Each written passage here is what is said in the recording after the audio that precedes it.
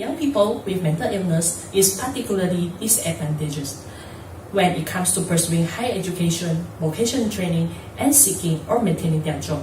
Why is this so? Recently, I have read a journal article which is the importance of vocation in recovery for young people with psychiatric disabilities, written by Chris Lydon and Geoff Warhorn in 2007.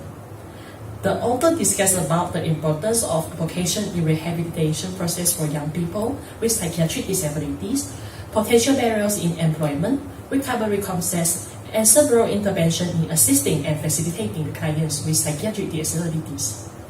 The author also highlighted that vocation is essential in the process of rehabilitation. Vocational activities are perceived as a means of self-empowerment and help in promoting a sense of independent identity and self-esteem, which is essential in rehabilitation process. From here, we can see that having a reason to get up from bed and having something meaningful to do during the day are essential for the well-being of people with psychiatric disabilities. There are several aspects of this article that are interesting to me. Number one, the effects of mental illness on a person. Instead of psychosis symptoms like sleep difficulties, people with mental illness or psychiatric disabilities may also have deficit in their social skill, cognition, personal management, hygiene, interpersonal support, and coping skill. People with psychiatric disability may also have to take medication. As a result, they have to deal with the side effects such as dizziness, dry mouth, and so on. They come along with the medicine. Sometimes personal experience that perceived to have impact on specific work functioning and self-efficacy are also influencing the performance in work. Number two, stigma. Stigma and discrimination are often reported by people with psychiatric disabilities because their disabilities are often invisible. The situation is even worse when the people with psychiatric disabilities themselves endorse those stigmatization, or in other words, self-stigma.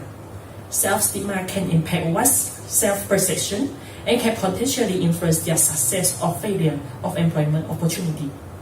The fear towards stigma and being unfairly treated may also have caused some people to avoid disclosure of their condition, which is never advantageous for the people with mental illness because they might can't get the accommodation they need. So what about in Malaysia context? Well, people with psychiatric disabilities are stigmatized, especially for those who suffer from depression and schizophrenia. Many people characterize those who suffer from mental illness instead of understanding their needs.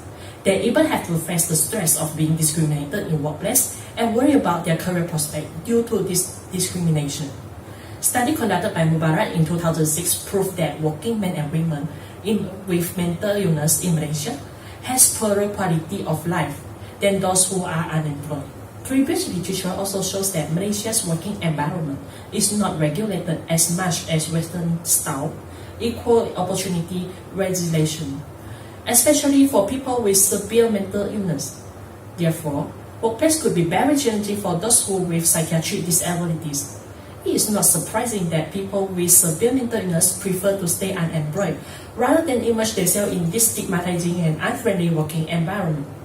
Eventually, staying unemployed and receiving disability benefits reinforce the stigma towards mental illness. It is clear that emphasizing vocation in the rehabilitation process of persons with psychiatric disability may not be applicable in Malaysia.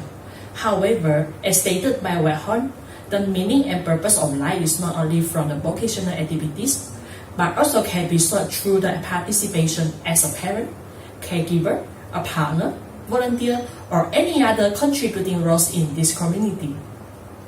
In other words, instead of stressing on career direction, the focus of rehabilitation should emphasize on the sense of inclusion in this community in helping the client with psychiatric disability. So what do you think? Comment in the section below. Again, I'm Kia and thank you for watching.